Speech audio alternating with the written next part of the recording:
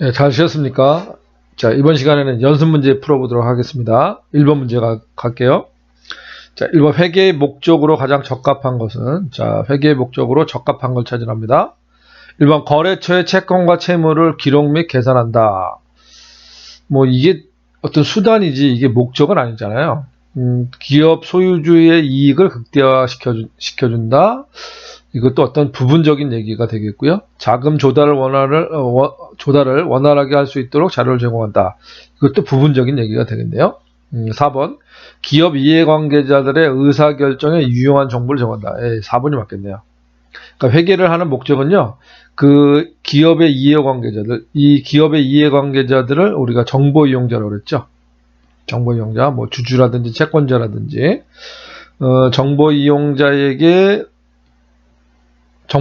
어떤 의사결정에 유용한 정보를 제공하는 게 회계의 목적이었죠. 4번으로 하시는 게 좋고요. 네, 요거는 부분적인 얘기입니다. 자, 2번 갈게요.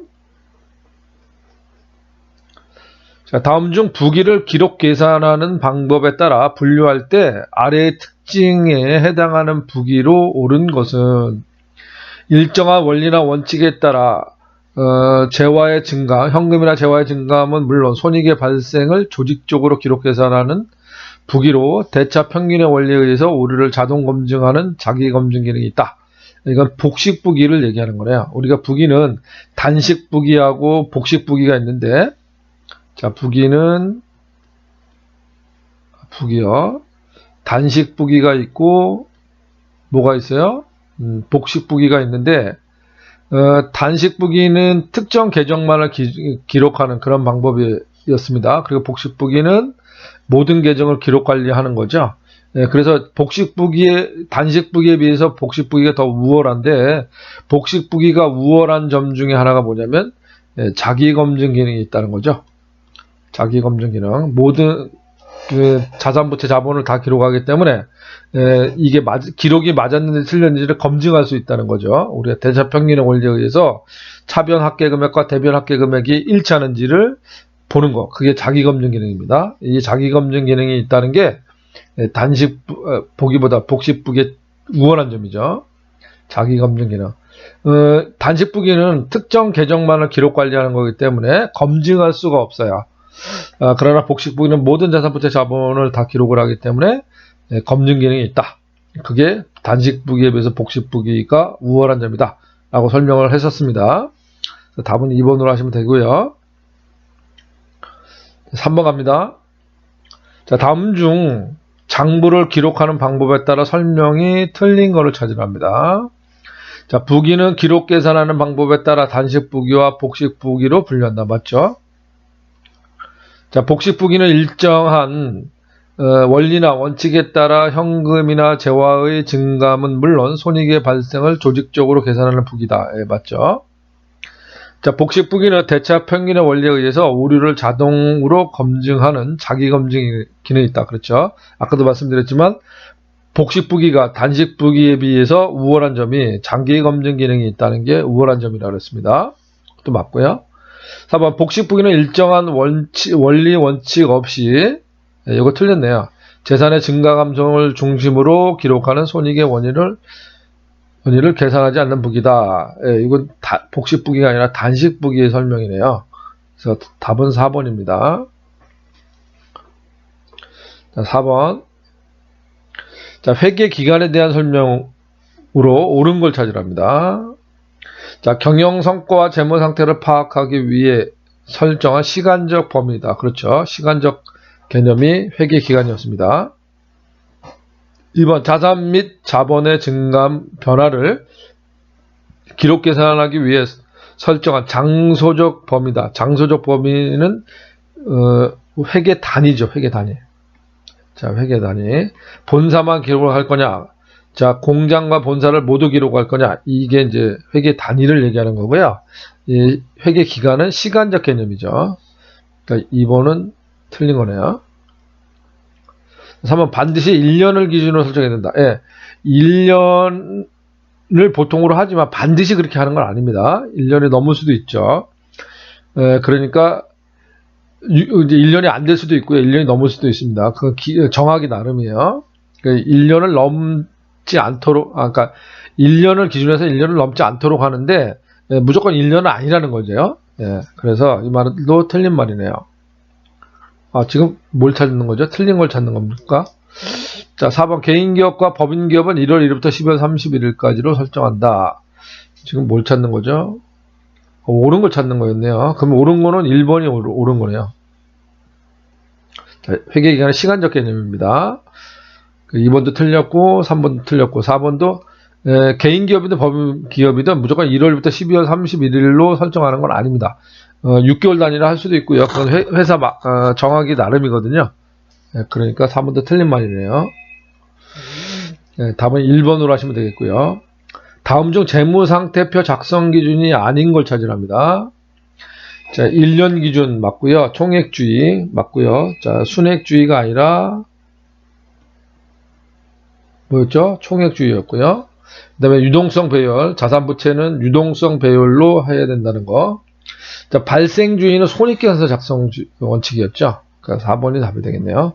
그러니까 1번부터 3번까지는 재무상태표 작성 기준이고 4번은 손익계산서 작성 기준입니다. 6번 갈까요? 자, 다음은 재무상태표의 기본 구조에 대한 설명이다. 틀린 거. 자, 유동자산은 당좌자산과 제거자산을 구분한다. 맞죠? 자, 유동자산이라는 건 1년 안에 현금화할 수 있는 자산인데, 자, 더 구체적으로 해보면 당좌자산하고 재고자산으로 구분할 수 있죠. 자, 부채도 마찬가지로 유동부채하고 비유동부채로 구분을 합니다. 맞는 얘기. 자산과 부채는 유동성이 낮은 거 항목을 배열하는 것이 원칙이다. 이게 틀렸네요. 유동성이 낮은 것부터 배열하는 게 아니라 유동성이 높은 것부터 배열하죠. 그래서 비동부채보다는 비유동자산보다는 유동자산을 먼저 보고하고요. 유동자산 중에서도 재고자산보다는 뭘 먼저 보고한다? 당좌자산을 먼저 보고하죠. 유동성이 높은 것부터 먼저 보고합니다. 3번이 틀렸습니다. 자산은 유동자산과 비유동자산으로 구분한다. 맞는 얘기죠? 그래서 틀린 거는 3번이네요. 자, 7번 다음은 유동성 배열법에 의한 자산의 계정 배열 순서가 옳은 걸 찾으는 거예요. 자, 유동성이 높다는 얘기는 현금화가 빠른 순서대로 기록을 하라는 얘기예요. 자, 그러면 여기서 보면 가장 빠른 거는요, 현금 그 자체겠죠. 다가 제일 먼저고요. 그 다음 빠른 게 뭘까요? 요거는 유동자산 중에 당자산이고, 현금은. 납번은 재고자산이네요. 자, 그리고 가번은 유형자산이죠. 유형자산. 그리고 영업권은 뭐가 됩니까? 무형자산이 되겠습니다. 요거 두 개는 비유동자산이고, 요거 두 개는 유동자산인데, 유동자산 중에서도 재고자산보다는 현금이 유동성이 더 빠르겠죠. 그러니까 다가 먼저고, 그 다음에 나가 되겠고요. 자, 비품이 유형자산이고, 영업권이 무형자산이니까 유형자산을 더 먼저 보고 하잖아요. 그러니까 가가 그 다음이 되겠어요. 맨 마지막이 라가 되겠네요. 그래서 다나 가라가 되겠습니다. 다나 1번이네요. 나머지 볼 거 없고요. 자, 8번 갑니다. 다음 중 재무상태표에 포함되어야 할 사항이 아닌 걸 찾으래요. 재무상태표는 자산부채 자본을 보고하는 거잖아요. 그래서 기업명, 회사 이름 있어야 되고요. 자, 금액 단위 있어야 되죠. 보통 이제 원화로 표시를 하는데, 원 표시를 하죠. 근데 뭐 달러로 하는 경우도 있어요. 그러니까 원화로 할 건지, 달러로 할 건지, 뭐 엔화로 할 건지, 이거 표시가 돼야 되고요. 그 다음에 보고 통화, 보고해야 되고요. 그 다음에 회계기간은 요거는 손익계산서죠. 재무상태표는 뭐였어요? 일정 시점이죠. 일정 시점의 재무상태를 나타내는 보고서고요. 자, 손익계산서는 뭐예요? 일정 기간이에요. 일정 기간을 나타내는 손익계산서죠. 그러니까 요거는 손익계산서 내용이 되겠습니다. 재무상태표가 아니죠. 그래서 답은 4번으로 하시면 되겠습니다. 자, 9번 재무상태표에 관한 설명으로 적절한 걸 찾으라는 거네요. 자, 우리가 재무제표 다시 한번 정리를 해보면 재무제표는 몇 가지가 있습니까? 첫 번째가 재무상태표. 그 다음에 손익계산서.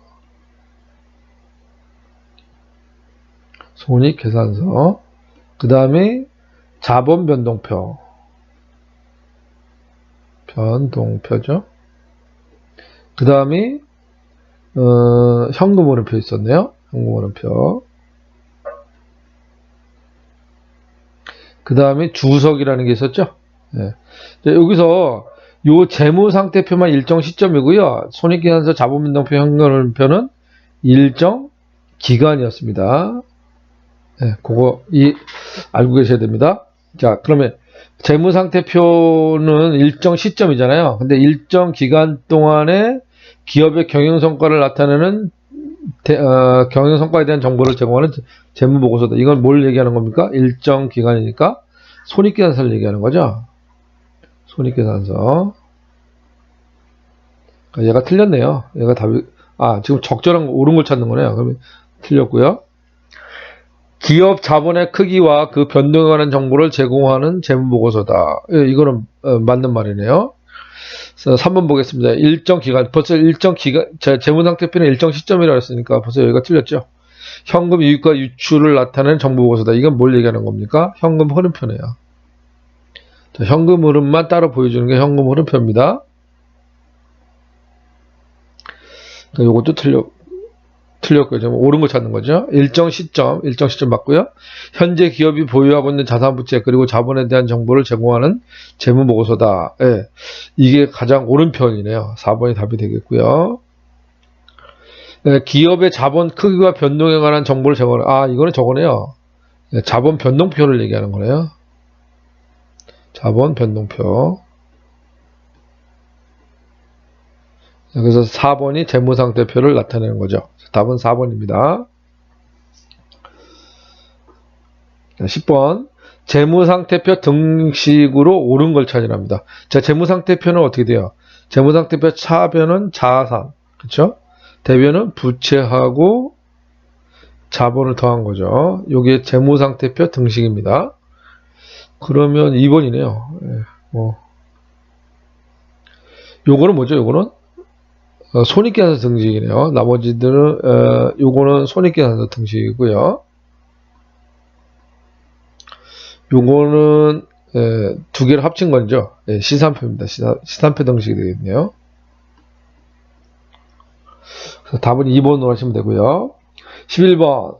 다음 자료는 2000X1년 12월 31일 날 현재 재무상태표 개정 잔액이다. 단기 차입금은 얼마냐 이렇게 물어봤어요. 그럼 이거 T계정으로 해결하시는 게 가장 빨라요. 자, 이거 재무상태표고요. 차변은 자산, 대변은 부채하고 자본이잖아요. 그럼 여기서 금액만 써볼게요. 비수금, 아직 받지 못한 거니까 자산이죠. 그럼 차변에 적어야 되고요. 그 다음에 외상거철금도 자산이죠. 그럼 차변에 적어야 되겠네요. 25만원. 그 다음에 단기차입금은 대변이고요. 자, 미지급 비용, 부채죠. 여기 그냥 금액만 쓰겠습니다. 미지급 비용 부채. 자, 선급금 자산이죠. 그럼 요게 차변에 적어야 되고. 자, 자본금이 30이래요. 30. 자, 그러면 요 차변 합계가 대변 합계하고 같아야 되잖아요. 자, 그러면 여기 합이 얼마입니까? 여기 80, 90, 103만원 되나요? 지금 70, 80, 하죠? 50, 70, 80, 93만원이네요. 네, 93만원. 그럼 대변도 93만원 돼야 되죠? 그럼 대변은 부채하고 자본 합친 건데, 자본이 아까 30이라고 그랬어요. 자, 자본이 30이었어요. 어찌됐든, 그럼 여기 93만원에서 30을 빼면 나머지가 부채인데, 자, 부채 30을 빼면 얼마가 됐죠? 63만원이네요. 63만원 중에서 15만원이 뭐예요? 미지급 비용 부채죠? 그럼 요걸 뺀 나머지가 단기 차입금 되겠네요. 그럼 얼마 되나요? 여기서 빼면은 8 나오나요? 그거 뺐으니까 1 나오네요. 아니, 하나 빼니까 5고, 1 내니까 48만원 되겠네요. 네. 48만원. 단기 차입금은 48만원이라는 걸 알 수 있겠습니다. 예, 답이 3번입니다. 이거 무슨 말인지 알겠죠? 여기, 요 전체가 자산이고요. 여기 자산이고, 대변은 부채하고 자본을 합친 건데, 자, 요 93만원에서 자본을 빼니까, 자, 부채가 얼마라는 거죠? 총 63만원이라는 거잖아요. 그럼 63만원에는, 여기 63만원에는, 지금 미지급 비용이 15만원 있잖아요. 자, 15만원 있으니까, 자, 나머지가 뭐가 되는 거야? 단기 차입금이 되겠죠. 그렇게 해서 구했더니 단기 차입금이 48만원이었다는 걸 알 수 있는 거죠. 네, 그렇게 구한 겁니다. 자, 가로 속에 알맞은 말을 고르는 겁니다. 가나 다라에 들어갈 용어를 올바르게 짝지어진 것. 자, 재무상태표는 우리가 재무제표 중에 유일하게 재무상태표는 일정 시점이라고 그랬어요. 나머지는 다 일정 기간입니다. 일정 시점. 자, 그럼 여기 가가 뭐예요? 일정 시점. 그러니까 1번하고 2번은 이제 답이 될 수 없네요. 자, 그러면 3번하고 4번인데, 자, 여기가 일정 시점이고요. 뭐를 나타낸 것이다? 재무상태표는 재무상태를 나타낸 거죠. 그러니까 3번, 4번 중에서, 얘가 틀렸으니까 답은 3번이겠네요. 자, 그러니까, 맞는지 한번 보겠습니다. 재무상태표는 일정 시점에 뭘 나타낸 것이다? 재무상태를 나타낸 것이다. 맞고요. 손익계산서는 일정 기간이었죠. 일정 기간에 경영석권을 나타낸 게 손익계산서였죠. 답은 3번이 맞습니다. 자, 13번 갑니다. 다음 내용과 관련 있는 회계 용어로 옳은 걸 찾으래요. 자, 복식부기에서는 모든 계정의 차변합계와 대변합계가 항상 일치하여 자기검증 기능을 갖는다. 이걸 뭐라 그럽니까? 차변합계 금액하고 대변합계 금액이 일치해야 된다. 이걸 대차 평균의 원리라고 그랬죠. 답은 3번이 되겠습니다. 차변합계 금액과 대변합계 금액이 항상 일치하게 기록을 해야 된다. 자, 그게 대차 평균의 원리였습니다. 자, 14번 가죠. 다음 자료에 의해서 기말부채와 기말자본금을 계산하면 얼마인가 이렇게 되어 있는데요. 공간이 좀 부족한데, 요 위에다 한번 해볼게요.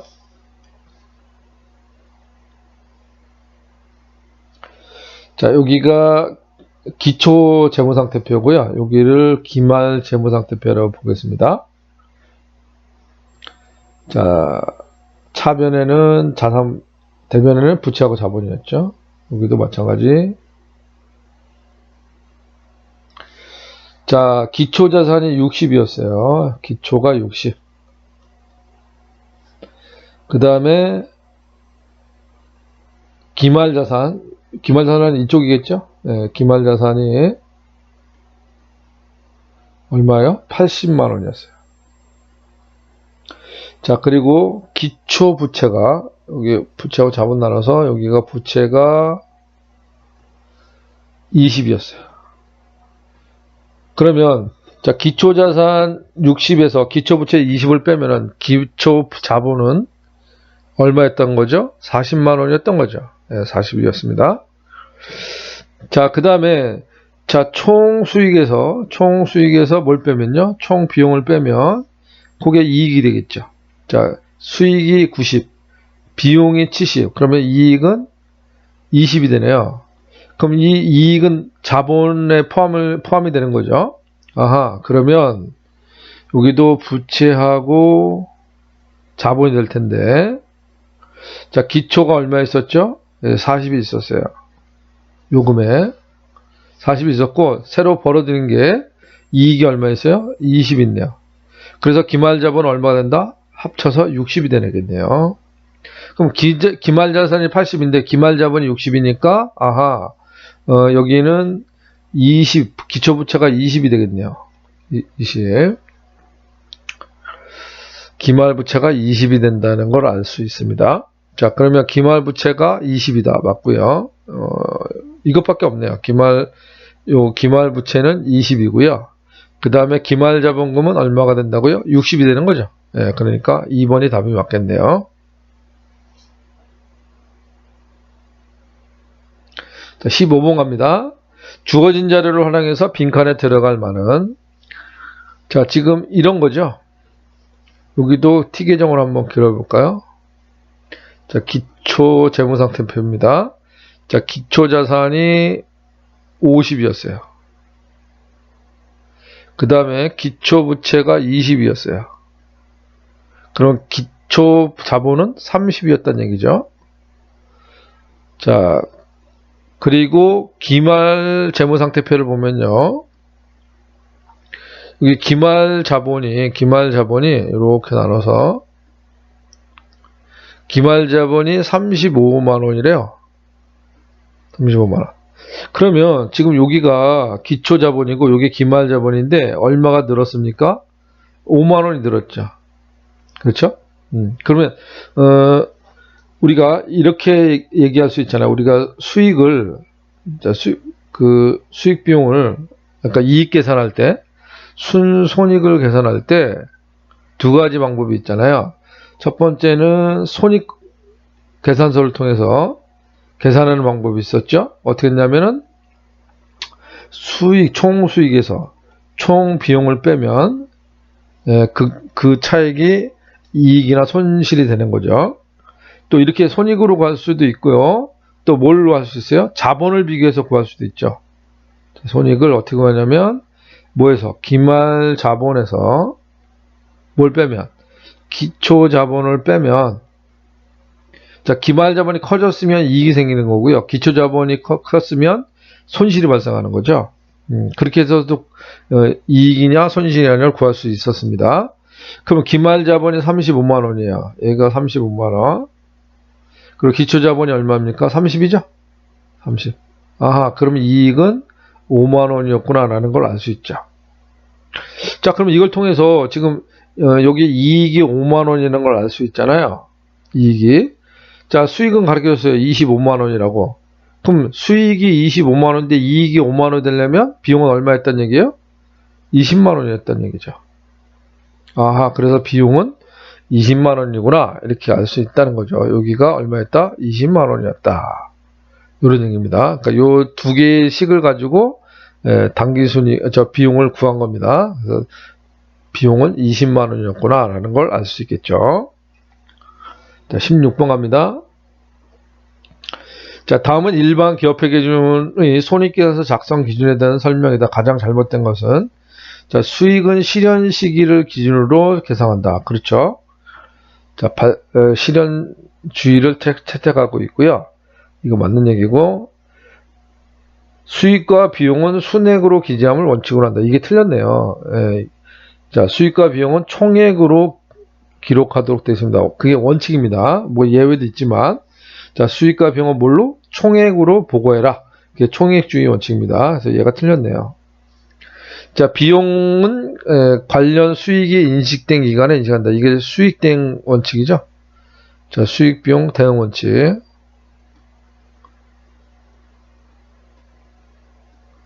그 다음에 수익과 비용의 인식 기준은 발생주의를 원칙으로 한다. 원칙이 발생주의고 이거를 후퇴시킨 게 실현주의였어요. 자, 그래서 틀린 거는 2번이 되겠네요. 자, 다음 갑니다. 17번. 자, 다음은 비용의 인식 기준으로 맞는 걸 찾으래요. 자, 비용의 인식 기준은 어떡하죠? 수익 비용 대응 원칙으로 인식하도록 되어 있죠. 자, 그래서 답은 2번이 되겠습니다. 자, 비용은 어떻게 한다고요? 수익에 대응시켜서 비용을 인식하도록 규정하고 있습니다. 그래서 2번이 답이 되고요. 자, 18번 갈까요? 자, 다음 중 경영성과에 영향을 미치는 거래는 자, 경영성과에 영향을 미치려면 어떻게 돼요? 자산, 부채, 자본, 즉 재무상태표 계정만 변동이 일어나면 경영성과에 영향을 주지 않아요. 자, 얘네는 경영성과에 영향을 주지 않습니다.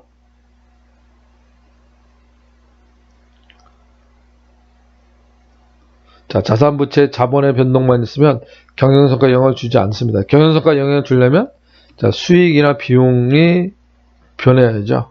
이런 경우에 이제 경영성과가 영향을 미치겠죠. 성과에 영향을 준다.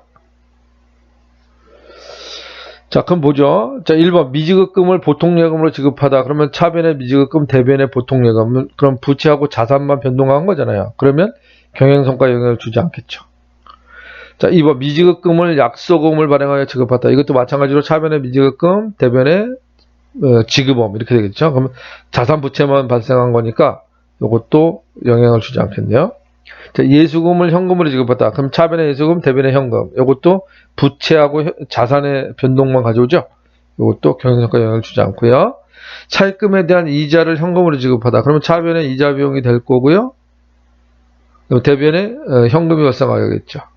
그럼 얘는 비용이잖아요. 비용은 경영성과 영향을 주죠. 그러니까 답은 4번이 되겠네요. 자, 그러니까 수익 비용 계정이 발생해야만 경영성과 영향을 주는 거고, 자산 부채 자본의 변동만 일어나면 경영성과 영향을 주지 않는다. 이런 얘기입니다. 자, 19번 다음 거래 요소 중 차변에 올 수 있는 거. 자, 비용의 발생 어디에요? 차변이죠. 그럼 얘가 답이네요. 자, 수익의 발생 대변. 자, 자산의 감소, 자산의 증가 차변, 자산의 감소 대변이죠. 얘도 대변이고요. 자, 부채 감소 차변, 부채 증가 대변이죠. 요건 다 대변이네요. 답은 1번. 비용의 발생은 차변이죠. 20번 다음 중 회계상 거래에 해당하는 것은, 자, 회계상 거래인 거. 자, 우리가 회계상 거래가 아닌 거 한번 볼까요? 거래가 아닌 거. 뭐 있었죠? 뭐 주문행위. 그 다음에 뭐 담보행위, 뭐 채용행위, 채용, 그 다음에 계약행위, 주문, 담보, 채용, 뭐 보증, 이런 거.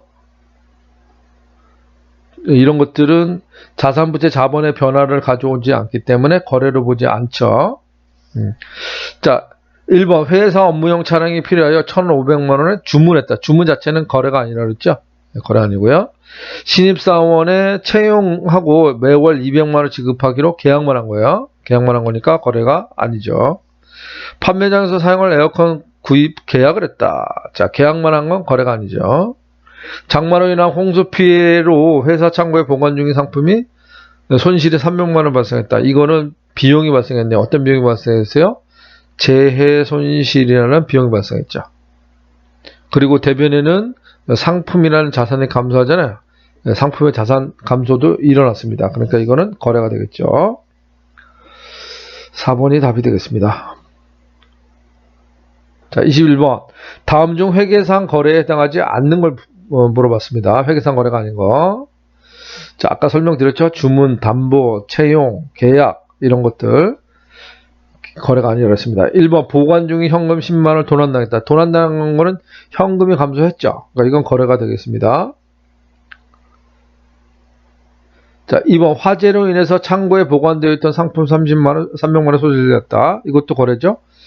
상품이란 자산이 감소했습니다. 그러니까 이것도 거래고요. 햇님과 1억 원의 상품 계약을 체결했다. 단순히 그냥 계약만 한 거는 거래가 아니죠. 그래서 3번이네요. 현금 3천만원을 기업 주명의 통장으로 출자하다. 그러면 이건 차변의 현금이 증가하고요. 대변의 자본이 증가하죠. 그러니까 거래입니다. 거래가 아닌 건 3번이네요. 자, 22번 다음과 같은 결합관계로 이루어진 거래로 오는 것. 차변의 자산의 증가가 일어났고 대변의 부채의 증가가 일어났습니다. 자, 계정만 써볼게요. 1번 건물을 2년간 임대하고 임대보증금 3천만원 현금 받다. 그러면 임대보증금은 부채죠. 이건 부채입니다. 그럼 차변의 현금이 증가했고요. 대변에는 임대보증금에는 부채가 증가했네요. 그럼 자산 증가, 부채 증가 맞네요. 1번이 답이 되겠네요. 2번 매장에 유리창을 교체하고 대금 15만원을 월말에 지급하기로 했다. 그러면 유리창 교체는 수익적 지출이고요. 이건 수선비라는 비용 처리가 되겠네요. 그 대변에는 아직 안 줬으니까 미지급금이라는 부채가 증가하겠습니다. 자, 그럼 답이 될 수 없고요. 3번 차입금 6천만원과 그에 대한 이자 100만원 현금으로 지급했다. 그러면 요거는 여기다 써볼게요. 자, 차입금을 갚았으니까 그냥 단기 차입금을 보고요. 단기 차입금이 차변에 감소하겠죠? 자, 그리고 모두 발생했어요. 이자도 발생했죠. 그럼 이자 비용, 비용의 발생, 이자 비용, 차변이죠? 그 대변에는 이걸 현금으로 줬으니까 자산의 감소가 일어났겠네요. 자, 그럼 여기는 해당 사항이 없네요. 부채가 감소했고요. 그 다음에 비용 발생했고 자산이 감소했습니다. 3번도 답이 될 수 없네요. 3번 영업용 차량에 대한 1년간 보험료 100만원 현금 납부했다. 그럼 차변에 보험료라는 비용이 발생했고요. 대변에는 현금이나 자산이 감소했죠. 네. 자, 그러니까 여기에 해당 사항이 없습니다. 그러니까 맞는 거는 1번이네요. 자, 23번 다음과 같은 거래 요소의 결합 관계로 이루어진 거래는 차변의 자산이 증가했고 대변의 자산이 감소했어요. 여기 이제 하나씩 따져보죠. 1번 사회 기부단체 50만원 보통예금 계좌에 이체했다. 계정만 써볼게요. 그럼 차변에 기부금이 될 거고 비용 발생했죠. 대변에는 보통예금이 감소했어요. 자산의 감소가 일어났습니다. 자, 보통예금. 자, 그러면 얘는 답이 될 수 없네요. 대변은 맞는데 차변이 안 맞습니다. 현금 1억 원을 출자해 영업을 개시했다. 그럼 차변에 현금이라는 자산이 증가하고 대변에는 자본이 증가하죠. 자본금이라는 자본이 증가하죠. 얘도 해당 사항이 없네요. 3번 사무실에 임차보증금 500만원을 당좌수표를 발행해서 지급했다. 그러면 차변에 임차보증금이나 자산이 증가하겠네요. 임차보증금. 그리고 대변에는 수표 발행성과 당좌예금이 감소하겠네요. 당좌예금. 자산의 감소죠? 아하, 그러면 자산의 증가, 자산의 감소. 3번이 답이 되겠네요. 이게 맞죠? 4번 사무실에 사용할 컴퓨터 200만원 구매하고 신용카드로 결제했다. 그럼 차변에 비품이라는 자산이 증가하겠네요. 그리고 대변에는 미지급금이라는 부채가 증가하죠. 미지급금이라는 부채가 증가합니다. 이것도 해당 사항이 없네요. 답은 3번이 되겠습니다.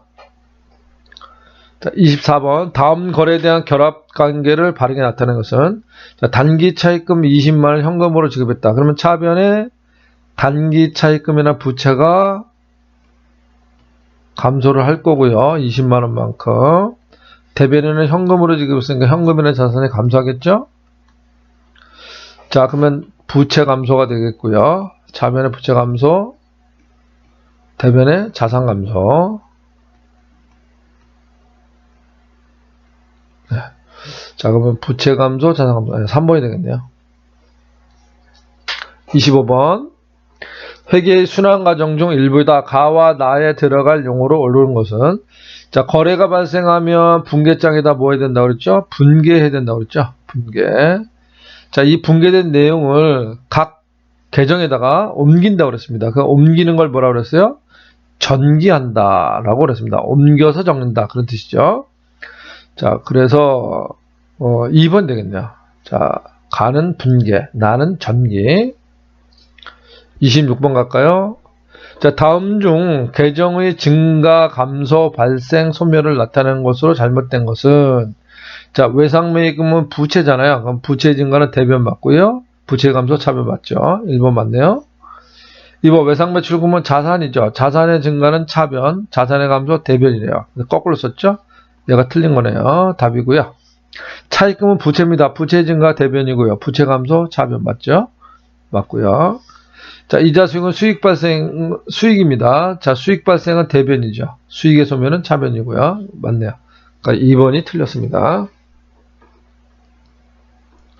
자, 27번 다음 그림의 가해 절차에 대한 설명이다. 옳은 것만 보기에서 있는 대로 고른 것은 자, 거래가 일어나면 분계장에다 뭐 한다고요? 분계한다고 그랬고요. 자, 분계된 내용을 각 계정에다 옮기는 걸 뭐라 그런다? 전기한다고 그랬어요. 자, 그러면 기억번 분계장의 기입 내용을 해당 계정에 옮겨 적는 과정이다. 이걸 전기라고 그랬죠? 맞고요. 전산회계에서는 자동 처리되므로 가해 과정이 생략됩니다. 네, 맞습니다. 이것도. 가는 어느 계정, 어느 변에 얼마 기입할 것인가를 결정하는 절차이다. 이거는 분계를 의미하는 거죠. 그러니까 기억하고 니은이 되겠네요. 네, 2번입니다. 자, 28번. 다음 중 총계정 원장의 기록에 오류가 있는지 여부를 파악하는 검증 기능을 갖는 것은 그건 시산표입니다. 자, 시산표는요. 그동안 분계와 기중의 분계와 전기가 제대로 됐는지를 확인하기 위해서 만드는 게 시산표예요. 시산표는 차변합계 금액하고 대변합계 금액이 일치하는지를 확인하는 게 시산표입니다. 자, 그래서 시산표는 자, 재무상태표죠. 뭐 있죠? 차변의 자산, 대변의 부채와 자본이죠.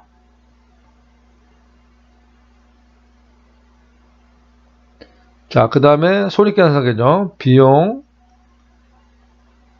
더해죠. 그 다음에 여기는 수익 더해야죠. 그래서 이게 일치하는지를 보는 거죠. 자, 자산 플러스 비용, 부채 플러스 자본 플러스 수익, 요게 일치하는지를 확인하는 게 시산표입니다. 그래서 답이 1번이고요. 자, 29번 다음 내용이 설명하는 것으로 옳은 것은 결산의 예비 절차 중 분계장에서 청계정 원장의 전개가 정확하게 이루어졌는지 검증하기 위한 일람표, 그걸 뭐라 그랬어요? 예, 시산표라 그랬죠. 시산표입니다. 자, 30번. 다음은 개인기업인 청석상점의 총계정 원장 전기 후 작성한 잔액시산표다. 오류를 올바르게 수정 후 차변 금액은 얼마냐? 수정 후 차변 금액. 지금 수정 전에 차변이 91만원이고요. 대변이 65만원 이렇게 되어 있습니다. 자, 보겠습니다. 자, 현금 계정 자산이잖아요. 그럼 차변에 있어야 되겠네요. 네, 맞고요. 그 다음에 받으러 오면 자산이니까 차변, 성금은 자산이니까 차변 맞죠? 자, 상품은 자산인데 대변이 적혀있네요. 그럼 여기 있으면 안 되고요. 여기로 와야죠. 자, 외상매입금은 부채니까 대변에 있는 거 맞고요. 미지급금 부채니까 대변에 있는 거 맞고요. 아, 자본금이 대변에 적혀야 되는데 차변에 있네요. 그럼 여기로 와야죠.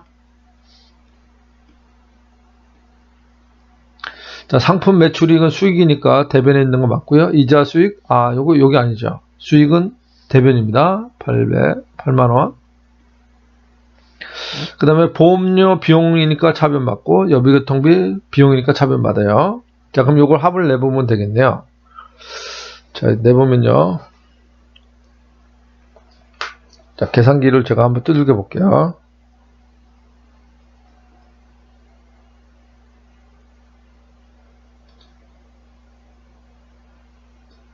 예, 앞 숫자만 넣어볼게요. 자, 35만원 플러스 12만원 플러스 8만원 플러스 15만원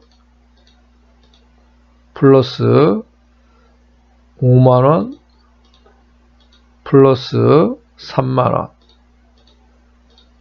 예, 합이 78만원 되네요. 자, 대변도 78만원 나오는지 한번 해보겠습니다. 자, 25만원 플러스 13만원 플러스 20만원 플러스 12만원 플러스 8만원 플러스 하면 78만원 나오네요. 그럼 차변합계 금액하고 대변합계 금액이 일치하죠? 네, 이렇게 작성하는 게 시산표입니다. 자, 그래서 답은 78만원 되겠습니다. 3번이 되겠네요. 자, 31번. 다음 중 시산표에서 발견할 수 있는 오류는 무엇인가? 자, 우리가 시산표에서 발견할 수 있는 거하고 발견할 수 없는 게 있죠. 첫 번째가 발견할 수 없는 거 첫 번째가요. 이중 누락. 그러니까 차변 금액하고 대변 금액 거래를 이중기입니다. 죄송합니다. 이중기. 똑같은 거래를 두 번 기록하는 경우, 그러면 금액으로 일치하죠. 금액이 늘어날지언정 차변 금액하고 대변 금액이 똑같이 늘어나기 때문에 이럴 때는 시산표로 알아낼 수가 없어요. 자, 이중기. 그 다음에 계정 오류. 자, 금액으로만 맞춰보는 거기 때문에 자, 복리후생비를 접대비로 했다. 이러면 이걸 알 수가 없어요. 금액으로만 일치하는지 확인하는 게 시산표니까요. 자, 이중기입, 계정오류, 또 뭐가 있을까요? 이중기입이 있다면 누락이 있겠죠. 누락. 자, 분계를 누락한 경우. 그럴 때도 차변하고 대변이 똑같이 누락되기 때문에 금액상으로 일치하겠죠. 이런 걸 알아낼 수 없어요. 그럼 발견할 수 있는 오류는 뭐냐? 발견할 수 있는 오류는 어느 한쪽을 누락했을 때. 일부 누락. 한변 누락이라고 할까요? 한변을 누락시켰을 때 찾아낼 수 있죠. 그래서 자, 시산표가 무조건 만든 건 아니라는 거. 자, 찾을 수 있는 게 있고 찾을 수 없는 게 있습니다. 자, 그럼 발견할 수 있는 오류를 찾으래요. 차변과 대변의 같이 틀린 금액을 분계나 정리한 경우. 이거는 이중기입이 되는 거죠. 차변과 대변의 같이 틀린 금액을 분계나 정리한 경우. 2번, 금액은 동일하게 개입했으나 차변과 대변 계정을 반대로 정리한 경우. 이 경우도 알 수가 없죠. 차변과 대변 어느 한쪽을 전기 누락했다. 한쪽을 누락했다. 한 변을 누락한 경우는 찾을 수 있습니다. 대차가 안 맞을 테니까요. 3번이 되겠네요. 자, 거래 전체 분계나 정기를 누락한 경우. 자, 그래도 금액은 일치하겠죠. 네, 그래서 3번을 알 수 있고 1, 2, 4번을 알 수가 없습니다. 32번, 다음 중 빈칸 안에 들어갈 가나의 용어가 순서대로 되어 있는 것.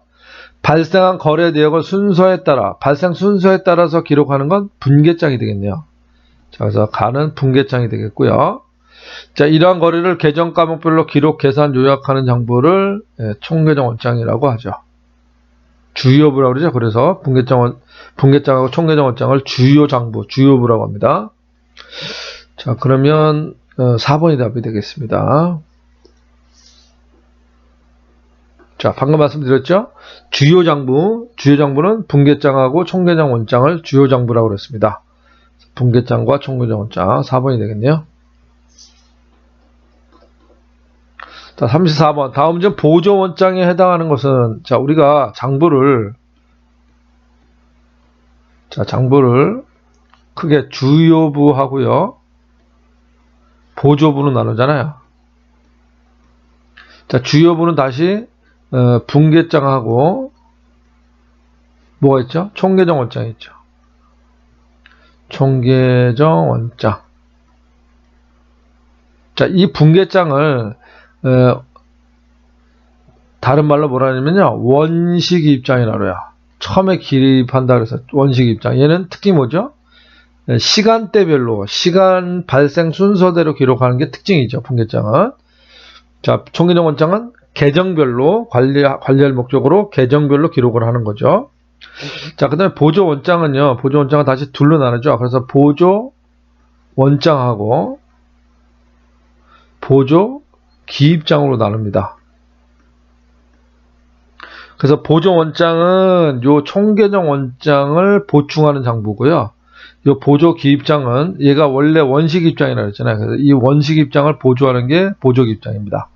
그래서 여러분들이 요걸 기억하는 게 좋을 것 같아요. 보조 원장은요, 매출처 원장.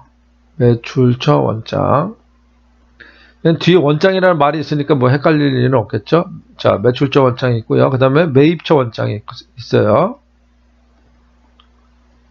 그 다음에 원장이라고 그러진 않는데 상품 재고장이 있죠. 상품 재고장. 요거 말고 더 있는데요. 요 세 가지를 꼭 기억하세요. 자, 그리고 매출처 원장이라는 말이 있으니까 이걸 기억하기는 쉽겠죠. 그럼 상품 재고장만 좀 기억을 하세요. 자, 보조 원장에는 상품 재고장이 들어간다는 거.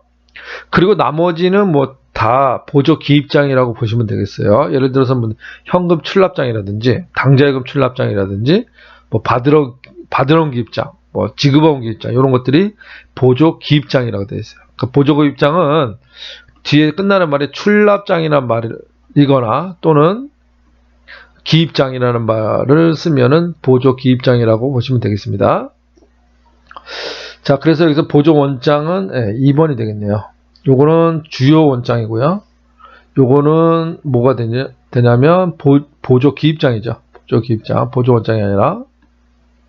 답은 2번이 되겠습니다. 이건 보조 원장입니다.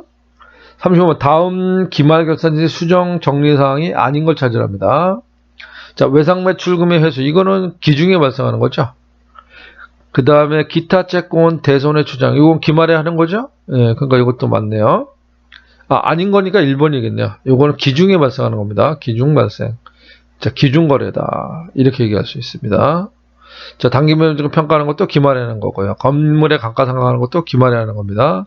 그전에는 다 기말에 하는 거고요. 얘만 기중에 발생하는 거래가 되겠습니다. 자, 그래서 끝난 것 같습니다. 예. 자, 이렇게 해서 1장 내용에 관련된 연습 문제를 모두 풀어봤습니다. 예. 그동안 수고했고요. 자, 2장에서 만나 뵙도록 하겠습니다. 고생했습니다.